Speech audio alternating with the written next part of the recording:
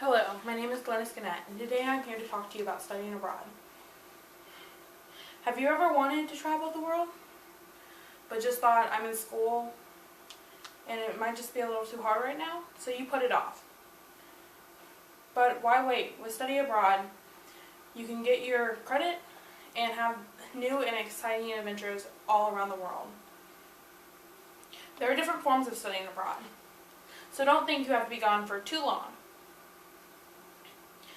And study abroad will help enhance your resume and set you apart from many other college graduates. Faculty-led trips are the first part of studying abroad, or the first form of studying abroad, I should say.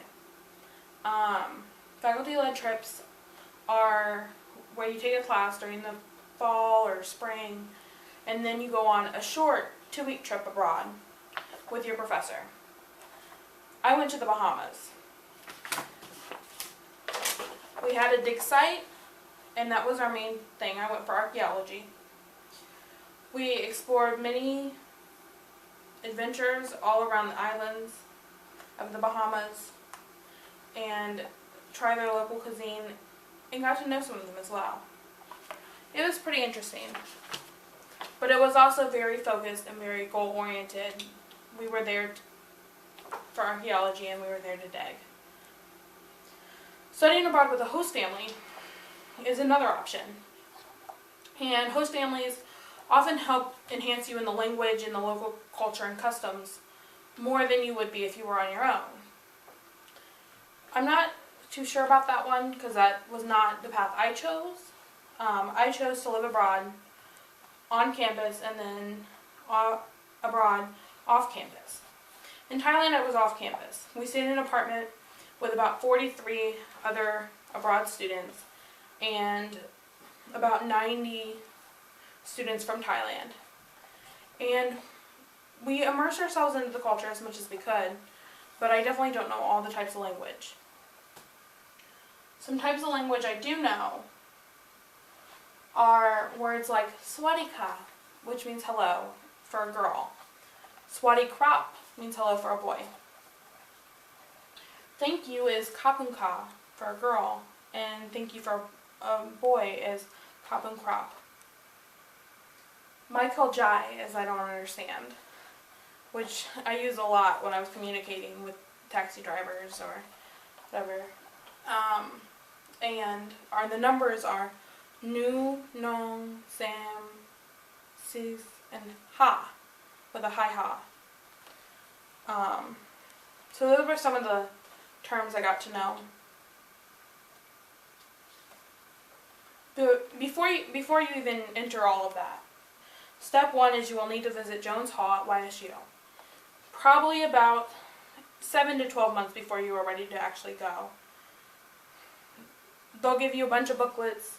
You'll have to decide your country and choose many options.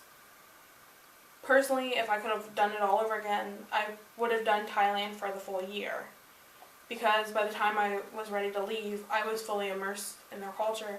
I loved it. I had street vendors that I went to on a regular basis, and I could drive a motorbike. So I was driving around there, and I knew my way around fairly quite well. Step 2. You will need to decide what form of studying abroad you would like to participate in. There are a few questions you need to ask yourself. How much freedom do you want abroad? How comfortable you will be in a foreign country, by yourself or with a few others? And would you like a faculty advisor to go with you, or would you rather be on your own? Once you have decided, you will need to decide how long you want to study abroad for. As I previously mentioned, faculty-led trips tend to be shorter, 2 weeks to about a month. Summer can be as short as 6 weeks or as long as 12. Semesters can be 5 to 7 months, and full years are normally 8 to 9. Next comes choosing your country.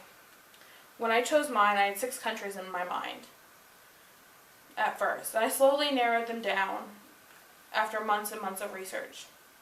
Factors I considered: safety. What is the government like? going to a country that's in social unrest right now is not the greatest idea, just because I feel your experience could suffer.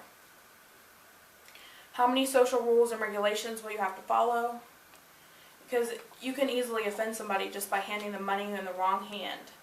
So there are many little tricks like that you need to know. In Thailand, you cannot point at people. It is just not done. It is considered the most awful thing to do.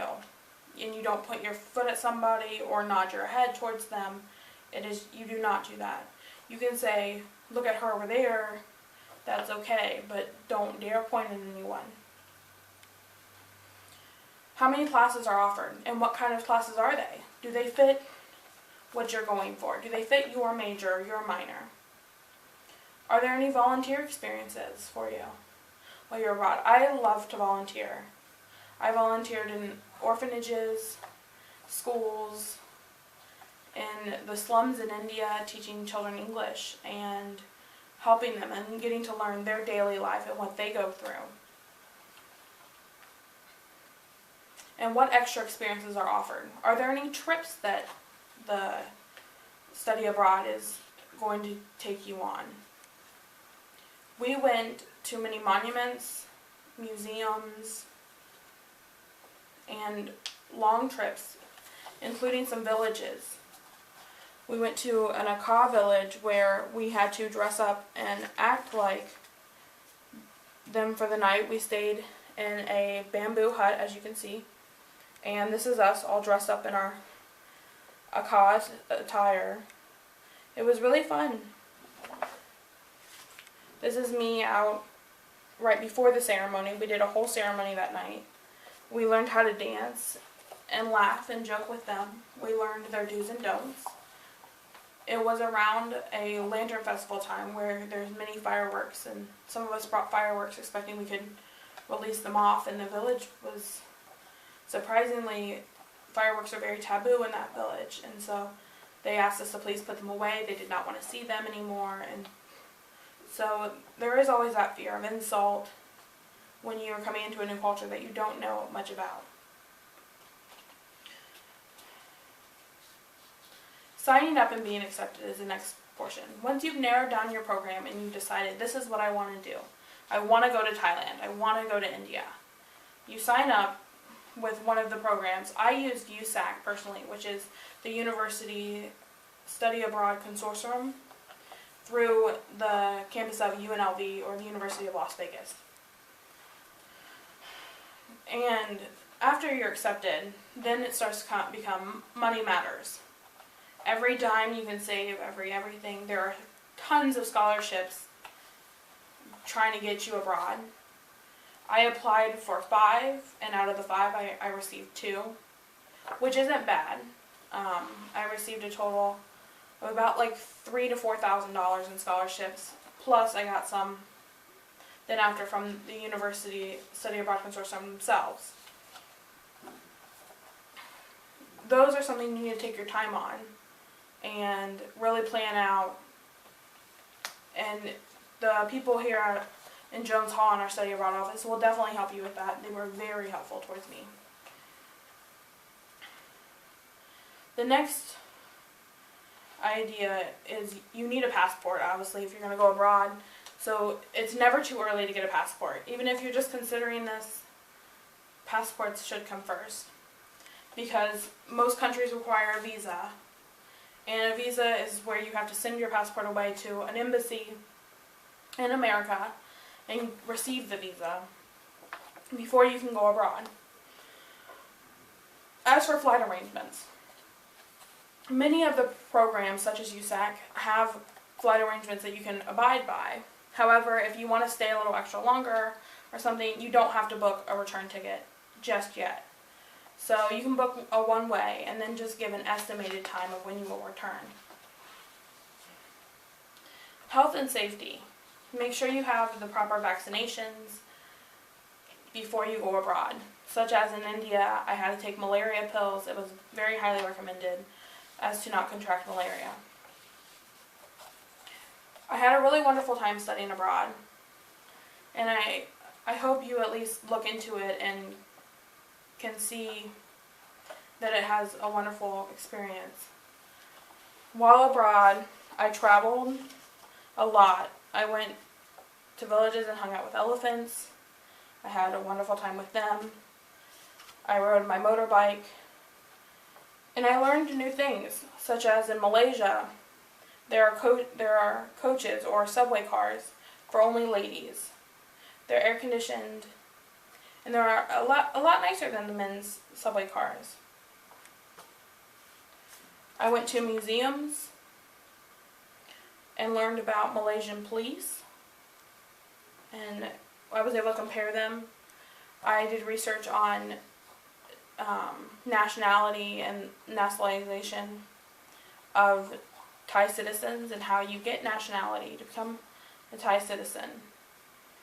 Because unlike America, you're not born with your nationality. Your nationality depends on who your family is, who your parents are, and can you prove that you're of Thailand descent. So it's not as easy, and 40% of all Hill Tribe members in Thailand do not actually have nationality. So that was something really cool that I was able to investigate. In Malaysia, I went to the National Mosque and was able to experience that. And you get to experience so much when you study abroad. It really pushes the boundaries. It gives you a new look into cultures and customs, and it's just a really neat experience. You learn things that are like stumble upon information. You don't really expect to learn so much, but you definitely do, and you get to see the world a little differently. I use many references when I was abroad, or when I was putting together this presentation. I use studyabroad.com, which is one of the most important ones. It's a good first step if you're just looking into it. I used USAC's website, the University Study Abroad Consortium, which is who I chose to go through. And CBS had a quote that said, according to CBS News, only 14% of Americans who graduated in the last year studied abroad while in college. Only 1% of those students stayed in the country a full year.